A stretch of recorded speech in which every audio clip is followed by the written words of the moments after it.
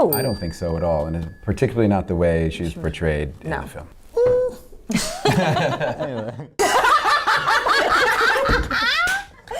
Welcome to Clip Fame, where Hollywood's funniest moments become unforgettable. With the Odyssey generating massive buzz, what makes this cast so memorable is not just the size of their roles, but the moments when they completely forget the cameras are rolling. Matt Damon, Tom Holland, Anne Hathaway, Robert Pattinson, and Zendaya all have those naturally funny moments where they tease each other like members of one big family. So let's take a look at some of the most entertaining moments ever caught on camera with the cast of the Odyssey. Unfortunately, that is all the time I have. Bless you, bless you. Excuse me, thank Can we you. just redo that? I realised I sneezed right into the microphone. Sorry about that. I thought it was on this side. Tom Holland accidentally sneezes straight into the microphone, but Anne Hathaway and Robert Pattinson both immediately saying, "Bless you," makes the entire cast feel like one little family. The two older castmates instinctively look after the youngest one, while Tom awkwardly apologizes and asks to redo the take after realizing he has just made the microphone the first victim of the interview. There is no script, and no one is trying to force a laugh. It is their natural chemistry and genuine closeness that make this moment sweeter than any carefully planned press tour appearance. Tom Holland may be able to face monsters, gods, and an entire epic journey in the Odyssey, but when Zendaya warns that she will break up with him if he turns down the role, the safest option is clearly to listen to his wife. When I got home after our meeting, I sat down with Z and was like, I've been offered this movie. And she was like, by who? And I was like, it's the big one.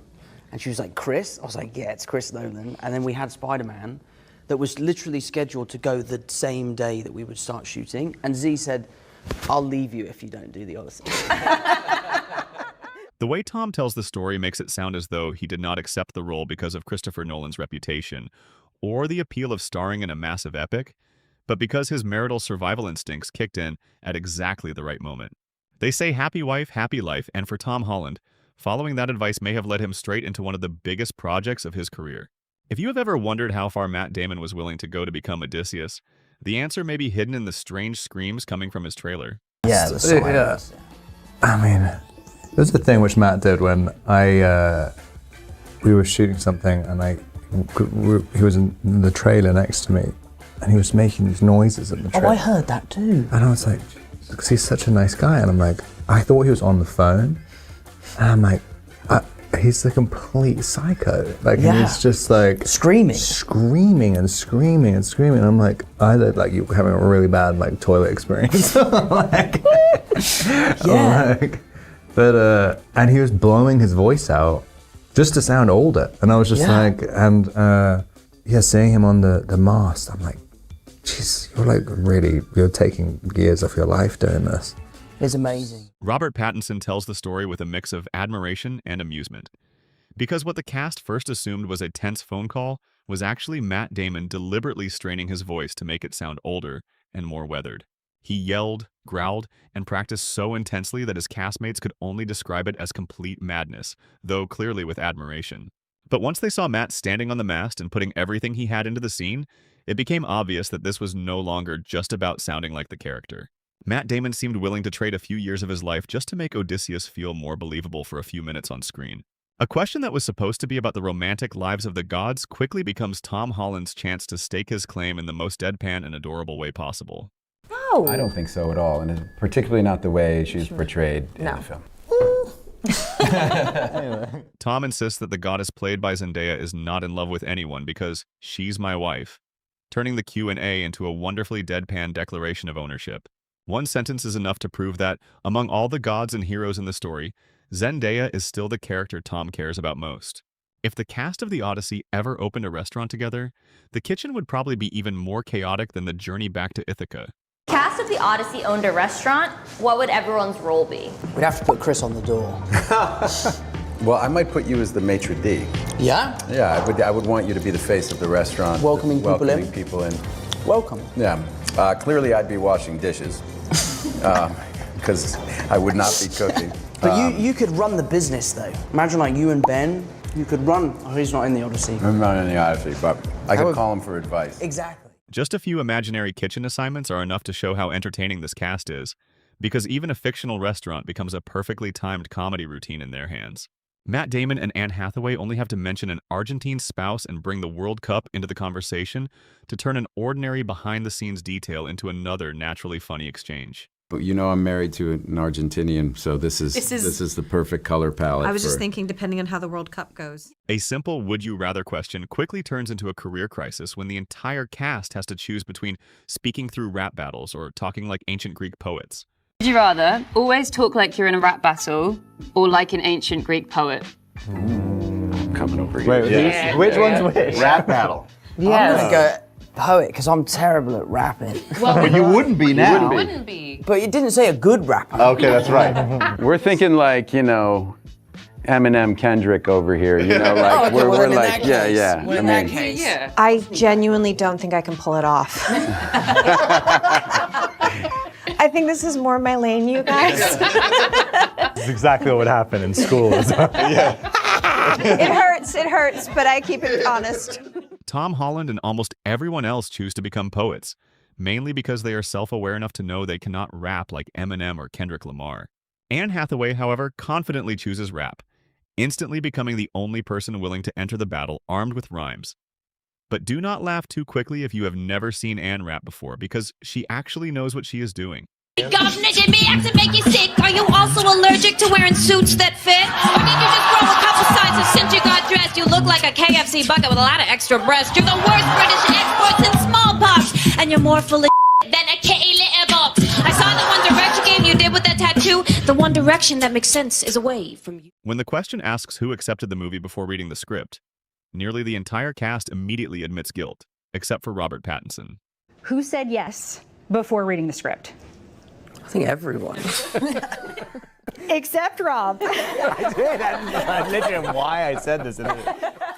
All it takes is one playful question for the cast of the Odyssey to turn the interview into a naturally funny back and forth where no one stays serious for very long. So the George Reeves was the man who played Superman first on TV in the old black and white Superman. It was a terrific performance. I'd have to say Spider-Man. I really would. That was the one as a kid. I used to dress up as Spider-Man all the time. For me, it would have to be Robert Downey Jr.'s Iron Man. I was just going to say that. I because think he's funny and he looks like a guy you could hang out with. Yeah. And it's Downey. Am I ugly? No. Definitely not, bro. No. Definitely not. But you might have mixed feelings about it, but no, you're definitely not ugly. That has to be me. Trojan horse. Okay, now what? Let's lock in, okay. How many men does Scylla kill? 6. I just got to do this for my kids. 6, 7. What makes this cast so entertaining is how naturally funny they are together, almost like a real Odyssey answers questions about the film together. It stops feeling like an interview and starts feeling like a family sitting around the table, taking turns exposing and teasing one another. Anne Hathaway only has to throw out one question about daddies before Tom Holland finds himself trapped in the most awkward situation of the interview. I just kind of like, would you rather he was your daddy or he was your daddy? Tom. I would rather he was my daddy after that interview. Instead of avoiding the question, Tom answers with such a straight face that the entire cast bursts out laughing. His quick reactions and willingness to make himself the target show just how naturally he fits into these improvised comedy moments. He was in the last film. I can't even remember what the last film I did was. I'm so busy. I'm doing so many projects. It's kind of the only scene they have is with you. They? The only... Wait a minute. The last one was... Oh! Is it you? Zendaya! Yay! Yes! Oh, man, that reaction made more sense. I was like, what the f*** have I done last? Robert is so busy that he cannot even remember the last movie he made with Zendaya, turning the entire room into one big punchline. During an interview at the premiere of The Odyssey, Anne Hathaway unexpectedly moves away from movie talk and shares something deeply honest about her experience as a mother. Okay, well, it's a boy, and you have boys, so I'm kind of terrified to be a boy mom because my stepdaughter is a girl, and I can do the girl thing. I don't know. How am I going to handle this? I'm such a girly girl. And I was a tomboy. so here's the thing about boys. The thing about boys is they don't make any sense until you get your stamina up, And then once you get your stamina up, they're a breeze. Speaking to the reporter, Anne admits that she once felt nervous about raising a son because she had been more familiar with a softer, more feminine world. But through her naturally warm storytelling, she turns motherhood into a confession that is both funny and relatable. The beginning may feel overwhelming, but once you find your rhythm and build up enough stamina, everything starts to feel much easier. When the entire cast begins praising Zendaya's professionalism, the happiest person in the room is clearly Tom Holland. She got the only perfect. Oh yeah. Look at you're like, I know where this is going. It was the topic of discussion. Oh yeah, for sure. Still waiting for mine.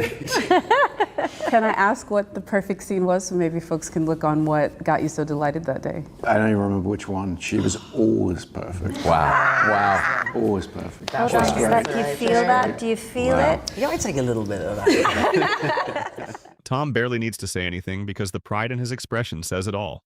As the other cast members praise Zendaya for being focused, committed, and constantly elevating every scene, he simply sits there smiling like someone who already knew all of it. The moment feels both sweet and genuine because even during a movie interview, Tom somehow ends up becoming his wife's biggest fan. A question that was only meant to be playful suddenly makes the cast of the Odyssey seriously consider whether they would rather sing every word for the rest of their lives or turn every step into a dance move. Would you rather only be able to sing instead of talking, or have to dance instead of walking? Well, so this is the musical thing, though. Yes, yeah, we love musicals. Okay, yeah, sing. Right here. Yeah. Well, I would dance instead of walking. Right? Yeah, you could just do something You really can micro subtle, dance. and if you're not I walking, feel like you don't have singing to is. dance. I have no idea how to sing. So that would be a nice thing to be able to actually do. Sing badly? Yeah. All the time? Yeah, I see. But does it make. You're right. That's a Whose good voice do you question. get? Do you suddenly get an Do I incredible... get a different Do you voice? suddenly sound like... Or is it just myself? Is it you or is it like Marvin Gaye? Like, what do you get? I'm Yeah. imagining like Marvin Gaye. Like, I'm straight up like. The moment Ben Affleck's name comes up, Matt Damon leaves the movie conversation behind and starts talking about a friendship that has been with him for almost his entire life. To be fair, this would be a very obvious one, though. Okay, did I grow up with him? Mm-hmm. Is it Ben Affleck? Yes, it is. Right. It could have been Casey. You're welcome. Yeah. Look at that There he dashing is. picture of him. He's really given blue steel in that one. Yeah, 45-year friendship, and we've been through a whole hell of a lot together. And he's one of the great loves of my life, I will say about Ben. After 45 years, Ben is no longer simply Matt's best friend or longtime collaborator. He has become a deeply important part of Matt's life story. In a Hollywood world where relationships often disappear as quickly as they begin, their friendship has lasted in a way that is genuinely admirable.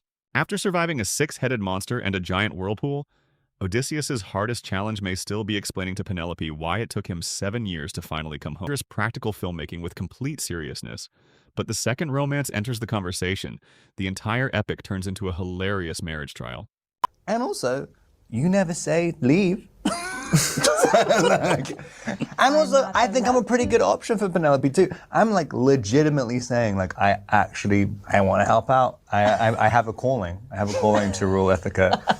And you look at the other guys in the palace. The cast turns an entire struggle for power into a dating situation that has dragged on far too long, with everyone waiting for Penelope to make a decision while she calmly stays at her loom. What makes it so funny is the way they discuss her mixed signals as though this is no longer an ancient Greek epic, but a relationship where nobody is brave enough to ask the obvious question. 3 years of waiting may sound romantic and a legend, but to them, it is definitely time for a clear answer. Which Disney character was so overwhelmed with grief that they froze everything? Oh. Oh. I know the movie, I don't know her name. Wait. No, the character. Character. Well, I'll say the movie. Yes. No. It's Elsa. I don't remember it. Frozen Lake. Elsa is correct. Okay. It's Elsa, Yes. Anna, and Elsa. Yeah. I have Okay. little nieces and nephews, so I'm locked in with that one. I feel like the Wicked Witch did a little bit of that though. Yeah, which Wicked Witch though? You don't know the Wicked Every one. Wicked Witch. The Wicked I think you might be thinking of The Lion and Witch in the Wardrobe. You haven't had daughters yet. Yeah. So you would have got that one. Easy, I can sing the songs. That's our time. I don't know time. Okay. You know, it's I'm like silver, gold. From Elsa to the Wicked Witch, and then somehow all the way to Narnia, they keep dragging the conversation farther away from the original answer, with no one showing any interest in stopping. Their effortless back and forth is exactly what keeps the audience laughing until the very end. You got it correct, Lupita, because this comes from The Simpsons, Season 21, Episode 10, an episode of The Simpsons that Anne Hathaway won an Emmy for. Shut up. That quote That's comes amazing. from an episode of The Simpsons. Anne Hathaway won an Emmy for. Do you want to tell them who you play in that episode? Princess Penelope. Princess Penelope. Really? Wow. Yes. Well, at least we know Anne doesn't sit around watching her old work all day. Yeah. Are you sitting around watching your old stuff? That's all I do. That's all I do. Sure. I'm just going to keep going with Homer until I get one. Okay. Once again, this is from the episode of The Simpsons Anne Hathaway won an Emmy for. Season 21, Episode 10, Once Upon a Time in Springfield. This is really rough. It's a really good This is- episode too. I just haven't seen it, and it was in the past. You're fantastic in that episode. Well-deserved. Do you still have the Very Emmy? much. Do you- Somewhere, yeah. What makes the cast of the Odyssey so captivating is not just their star power or the scale of the film, but the way they turn every interview into an unexpectedly entertaining conversation. Matt Damon tells stories with effortless, self-deprecating humor. Tom Holland reacts quickly and honestly. Anne Hathaway makes every situation feel lighter. And Robert Pattinson can make the entire room laugh with just one perfectly deadpan comment. Behind these epic roles is a group of people who feel remarkably down-to-earth, relaxed, and naturally in sync, turning even the simplest questions into memorable moments. Which moment from the cast of the Odyssey was your favorite? Let us know in the comments below. Hit like, subscribe to Clip Fame, and turn on notifications so you never miss more natural, hilarious, and unforgettable moments from Hollywood's biggest stars.